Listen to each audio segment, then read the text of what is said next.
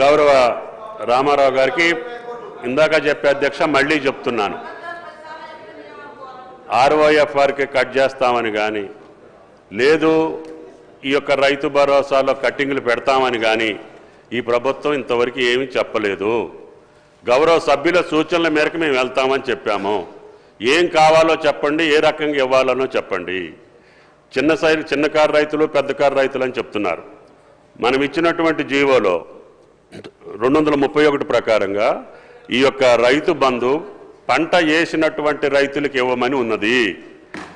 అంతే తప్ప పంట వేయని రైతులకు ఇచ్చారు, దానివల్ల 20,000 కోట్లు పంట వేయనటువంటి రైతుల జేబుల్లోకి పోయినాయి అని చెప్పే మేము ముందు సమాచారం పెట్టాం తప్ప పంట వేసినటువంటి రైతుకు 1 ఎకరం కూడా తగ్గించలేదు. అయినా సరే ఈ ప్రభుత్వం వచ్చిన తర్వాత గత మార్చి ఏప్రిల్ నెలలో మీరు ఇవ్వనటువంటి రైతు బంధు పథకాన్ని 7,625 కోట్లు ఒకే ఒక రాత్రి రిలీజ్ చేసినటువంటి ప్రభుత్వం కాంగ్రెస్ ప్రభుత్వం, అది రేవంత్ రెడ్డి గారి ప్రభుత్వం. కాబట్టి మీరు ఇవ్వనటువంటి పంటని మేము మార్చి ఏప్రిల్ ఇచ్చి మళ్ళీ కొత్త విధి విధానాల కోసం మీ ముందు గతంలో జరిగినటువంటి చరిత్రను మీ ముందు పెట్టాం తప్ప ఈ ప్రభుత్వం ఇంతవరకు ఏ నిర్ణయం చేయలేదు. ఈ సభలో సభ్యుల యొక్క అభిప్రాయం తీసుకున్న తర్వాతనే మా నిర్ణయం ప్రకటిస్తాము కేబినెట్ ద్వారా. గౌరవ సభ్యులు దాన్ని గమనంలోకి తీసుకోవాలని చెప్పి విజ్ఞప్తి. అధ్యక్ష, కన్క్లూడ్ చేయండి కేటీఆర్ గారు. ఎక్కడ కంక్లూడ్ చేయాలి సార్? ఇప్పుడు దాకా వారు ఇంతసేపు డిస్టర్బ్ చేశారు. ఒక 20 నిమిషాలు ఇవ్వండి, కంక్లూడ్ చేస్తాను సార్. అధ్యక్ష, ఒక్కో రైతుకు మంత్రి గారు చెప్పారు అధ్యక్ష, మీరు ఆపెట్టిపోయినారు, మేము ఇచ్చినామన్నారు. వారు చెప్పింది అధ్యక్ష గుర్తు చేస్తా ఉన్న వారికి, ఎన్నికల కోడ్ వచ్చింది కాబట్టి ఆనాడు రైతు బంధు మా ప్రభుత్వంలో ఉన్నప్పటికీ 11 సీజన్లు ఇచ్చినాం అధ్యక్ష. 12వ సీజన్ ఇవ్వకపోతే మా ఎలక్షన్ కోడ్ వచ్చింది, ఆగింది. మరి మీరేమన్నారు అధ్యక్ష? డిసెంబర్ 3కు ముందు తీసుకుంటే 5,000, డిసెంబర్ 3 తర్వాత తీసుకుంటే 7,500. ఇప్పుడు మీరు చెక్కిన లెక్క ప్రకారం ఇచ్చినారా అధ్యక్ష? 7,500 ఇచ్చారా? మంత్రి గారు చెప్పాలా? ఇవ్వలేదు అధ్యక్ష. అధ్యక్ష, మార్పు మార్పు మార్పు అని ఉదరగొట్టారు అధ్యక్ష. మార్పు అంటే ఏందో అనుకున్నాం అధ్యక్ష. పేరు మార్చి రైతు బంధు పేరు మార్చి రైతు భరోసాను పెట్టి పైసలు మాత్రం గవే. 5,000 7,500 అయితే అనుకున్న రైతులు 7,500 మాత్రం కాలే. అందుకే నేను అంటా ఉన్నా అధ్యక్ష, ఈ ప్రభుత్వం ఒక్కొక్క రైతుకు బాకీ పడ్డది. ఒక్కొక్క రైతుకు మీరు పడ్డ బాకీ ఈ రోజు వరకు, పోయిన యాసంగికి మీరు రైతు భరోసా అన్నారు, పేరు మార్చారు, కానీ 2,500 రూపాయలు అదనంగా మీరు ఎకరానికి ఇవ్వలేదు. నిన్న వానాకాలం మొత్తం ఎగ్గొట్టిను, రైతు బంధు ఎగ్గొట్టిను. మీరు 7,500 ఇయ్యాల్సి ఉండే ఎకరానికి మీరు ఇయ్యలేదు, మొత్తం ఎగ్గొట్టినరు. ఇప్పుడు యాసంగి 7,500 ఒక ఎకరానికి ఈ రాష్ట్రంలో రైతుకు ఇవాళ మీరు బాకీ పడ్డారు. ఆ బాకీ 17,500 రూపాయలు. మీరు తిరిగి ఎప్పుడు విధి విధానాలు సబ్ కమిటీ ఎన్ని చేసినా ఈ 17,500 రూపాయలు ఖచ్చితంగా మీరు రైతుకు బాకీ పడ్డారు, ఇయ్యాలని చెప్పి మేము డిమాండ్ చేస్తా ఉన్నాం. అదేవిధంగా అధ్యక్ష, 2 విడతలు రైతు భరోసాతో పాటు ఒక విడత 5,000 ఇచ్చి ఎగ్గొట్టిన 2,500 కలిపితే ఇప్పుడు నేను చెప్పిన లెక్క 17,500 అధ్యక్ష. మొత్తం 70 లక్షల రైతుల లెక్క తీసుకుంటే మీరు రైతులకు పడ్డ బాకీ ఎంత అంటే 26,775 కోట్లు ఖచ్చితంగా కట్టియాలని చెప్పి బీఆర్ఎస్ పార్టీ తరఫున మేము మిమ్మల్ని రిక్వెస్ట్ చేస్తా ఉన్నాం అధ్యక్ష. అధ్యక్ష, మరొక వైపు రుణమాఫీ గురించి అధ్యక్ష చాలా చెప్పారు అధ్యక్ష. రైతులు కూడా చాలా పాపం ఎదురు చూస్తూ ఉన్నారు. రైతులు ఇప్పటిదాకా మా సోదరుడు పెద్దపల్లి ఎమ్మెల్యే గారు కూడా మాట్లాడారు అధ్యక్ష, రుణమాఫీ అయిపోయింది, మొత్తం జరిగిపోయింది అధ్యక్ష. వాస్తవం ఏంది అధ్యక్ష? రుణమాఫీ వీరు ఎన్నికల సమయంలో ఏం చెప్పారు అధ్యక్ష?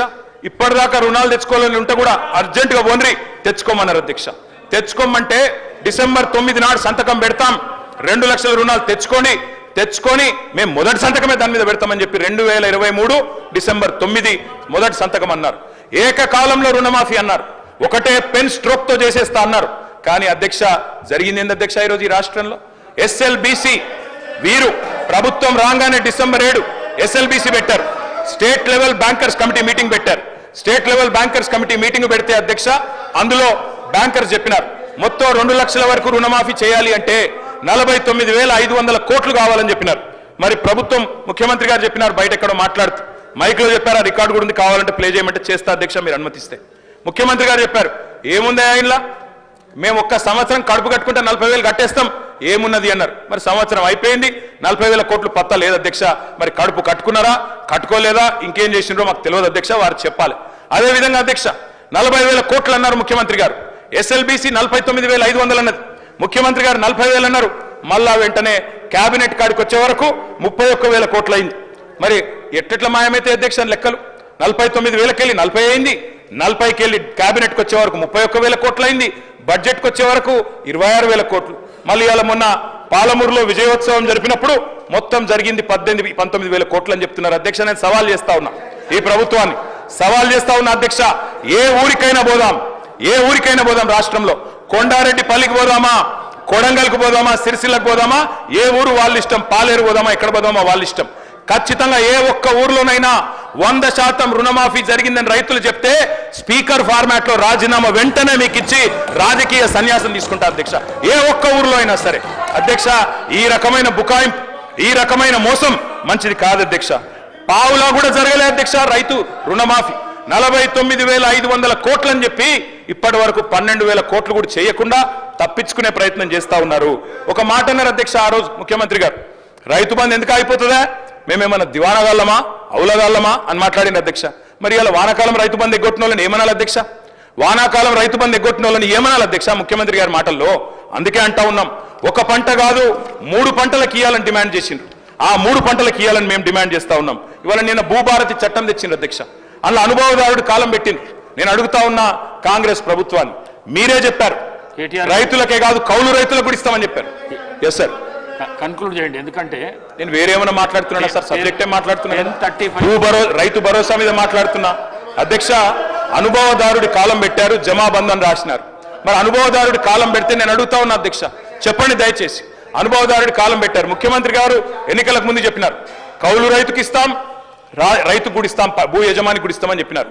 ఇవాళ ప్రభుత్వం స్పష్టం చేయాలి, రైతుకు ఇస్తామని చెప్పిండ్రు, కౌలు రైతుకి ఇస్తామని చెప్పిండ్రు, రైతు కూలీలకు ఇస్తామని చెప్పిండ్రు.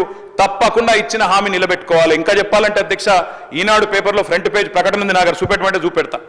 మొదటి 100 రోజుల్లోనే ఇస్తాం అని కూడా చెప్పిండ్రు అధ్యక్ష, మాట నిలబెట్టుకోలేదు. ఎన్నికల ప్రచారంలోనేమో అందరికీ అన్ని, ఇప్పుడు మాత్రం కొందరికే కొన్ని అని కోతలు పెట్టే ప్రయత్నం చేస్తా ఉన్నారు.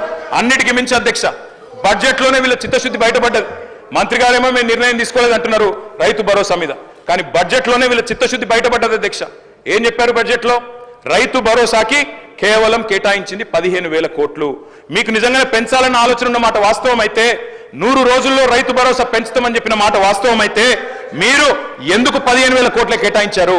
ఎందుకు మీరు 23,000 కోట్లు ఏదైతే 7,500 రూపాయలు కావాలో ఎకరానికి ఎందుకు కేటాయించలేదు? 70 లక్షల మంది రైతన్నలకు మీరు 15,000 కాకుండా మరి 15,000 ఇవ్వాలి అంటే 23,000 కోట్ల రూపాయలు కావాలి. అది మీరు పెట్టలేదు అంటేనే మీ చిత్తశుద్ధి అర్థమైతా ఉన్నది.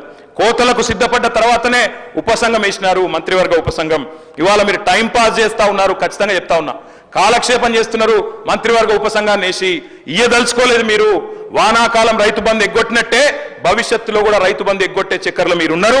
అందుకే ఇవాళ రైతులు నమ్మతలేరు.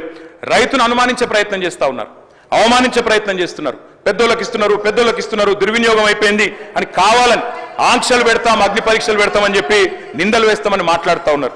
అధ్యక్ష, మరి మేనిఫెస్టోలో పెట్టినప్పుడు ఎందుకు చెప్పలేదు అధ్యక్ష ఇవన్నీ? ఆ రోజేమో అందరికీ అన్ని, ఇప్పుడేమో కొందరికే కొన్ని కోతలు పెడతామని అప్పుడు ఎందుకు చెప్పలేదు అధ్యక్ష?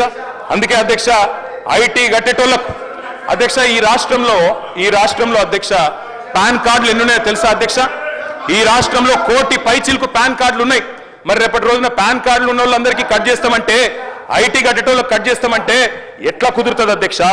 అధ్యక్ష, లీకులు ఇచ్చి రాయిస్తున్నారు, గుట్టలకు పుట్టలకు రైతు బంధు అని కట్టుకథనాలు రాయిస్తా ఉన్నారు. ఉపసంఘం నివేదికలో 1,00,000 కొనేలు పెడతా ఉన్నారు. రైతు బంధు పథకం ఉసురు తీయబోతున్నారు, ఉరేయబోతున్నారు అనేది మా అనుమానం.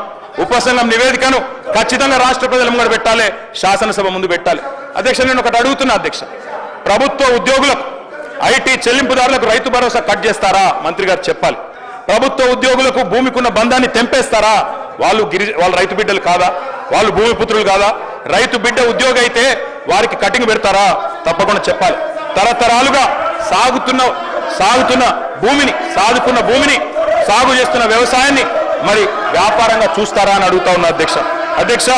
ఈ రోజుల్లో ఉన్న రుణ వ్యవస్థ ప్రకారం, అర్హతల ప్రకారం గ్రామాల్లో కూడా ఐటీ చెల్లింపులు చేస్తున్న వాళ్ళు ఉన్నారు, పాన్ కార్డులు ఉన్న వాళ్ళు ఉన్నారు, రైతన్నలకు కూడా పాన్ కార్డులు ఉన్నాయి. పాన్ కార్డు ప్రాతిపదికగా తీసుకుంటే వాళ్ళందరికీ కూడా రైతు బంధు కట్టే ప్రమాదం ఉందని వారు భయపడతా ఉన్నారు. ఖజానాలో సొమ్మంతా కర్షకుడే మింగేసినట్టు గోరంతలు కొండంతలు చేసి ప్రాపగాండ చేస్తా ఉన్నారు. ఇది మంచిది కాదు అధ్యక్ష. ఒక పక్కనేమో దేశంలో ఇగో ఈ బీజేపీ వాళ్ళ అధ్యక్ష దేశంలో 14.5 లక్షల కోట్ల పెద్ద పెద్ద బడా వ్యాపారవేత్తల అధ్యక్ష వాళ్ళేమో మొత్తం సొమ్ములు ఎగవేసి బ్యాంకులను లూటీ చేసి పారిపోతారు అధ్యక్ష. వాళ్ళని పట్టుకునేటోడు లేడు, అడిగేటోడు లేడు. కానీ రైతు కాడికి వచ్చే వరకు రైతులు మొత్తం ఖజానా మింగేసినట్టు, వాళ్ళ వల్లనే ఖజానా దివాలా తీసినట్టు ఇలా మాట్లాడుతూ ఉన్నారు అధ్యక్ష. అప్పులు ఎగ్గొట్టి బ్యాంకుల నిండా ముంచేస్తుంటే వసూలు చేసే ధైర్యం లేని ప్రభుత్వాలు అధ్యక్ష. పోయి రైతే దొరికినా మీరు రికవరీ కలడా? Thank you sir. Sir KTR garu పదే పదే కావాలని చెప్పేసి ప్రొవోకేట్ చేసుకుంటూ మాట్లాడుతూ ఉన్నారు కదా అధ్యక్ష. నిజంగా వారికి ఒకవేళ మాట్లాడాలనుకుంటే చర్చ పెట్టింది అధ్యక్ష. అన్నిటి మీద మేము చర్చకు సిద్ధంగా ఉన్నాం. ఈరోజు సివిల్ సప్లైస్ గురించి మాట్లాడారు కదా, ఎఫ్సీఐ గురించి మాట్లాడారు కదా అధ్యక్ష. అతిపెద్ద స్కామ్ వారి హయాంలోనే మొదలైంది అధ్యక్ష. రైస్ బిల్డర్ల దగ్గర రైస్